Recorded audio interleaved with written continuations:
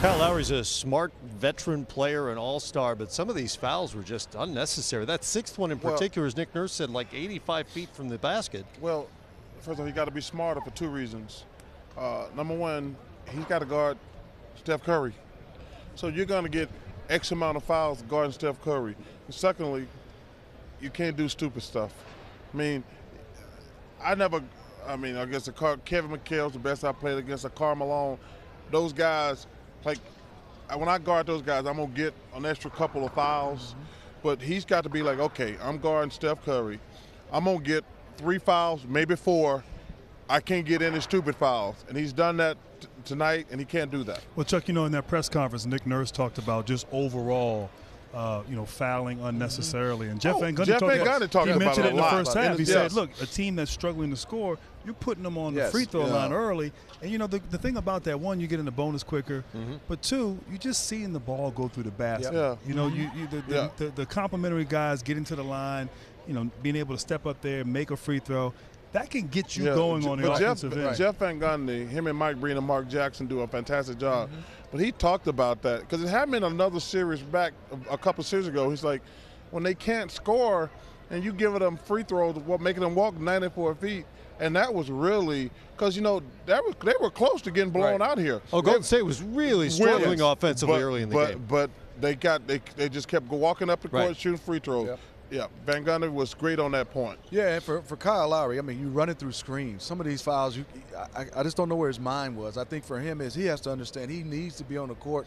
He was making shots, playing better. Fred VanVleet was also guarding Steph. You got to come out and know Klay Thompson, be much smarter than that. And I think for them they got to find a way to get some points in the paint off a post-up. They get no points, Chuck, other than Kawhi Leonard down in the block. And we really didn't see Gasol posting up tonight. We saw little of that in Game 1. Well, because I think that they never got going offensively. And the two guys who got to go down in the box is Ibaka and Gasol, and they never forced the Warriors to switch to as much as they did in Game 1. And listen, but Grant said it best. I'm not totally depressed if I'm the Raptors. And now it's a waiting game on the Warriors' injuries. Yeah, absolutely. That is the storyline right now moving forward. Who's going to be available for Game 3? Matt, two things also stick out as we sort of recap things. One, we talk about DeMarcus Cousins, how he played.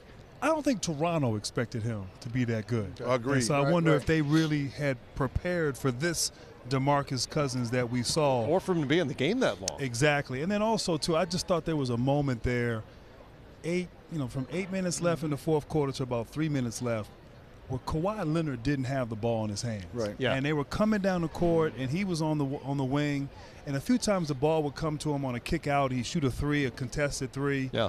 I like him with the ball in his hands. He did that against Boston. He did it against Milwaukee. Yep.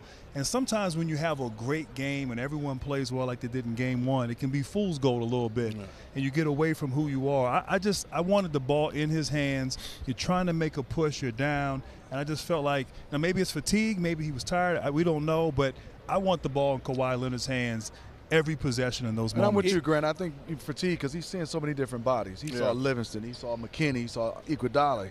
He saw so many different guys. Draymond Green was playing. Klay Thompson had him. He is wearing down. I'm interested to see what Nick Nurse comes up with somebody else being able to handle the ball and make some plays. I thought at the end of the quarter he really decided to force the issue a little bit and got himself into what appeared to be takeover mode. Yeah. And then we just didn't see that in the fourth quarter. And there were some possessions where I actually heard myself say, why doesn't Kawhi have the ball? Yeah. They're moving it around. He's on the other side, and they just wouldn't get it to him, or they get it to him so late in the shot clock that he didn't have many options.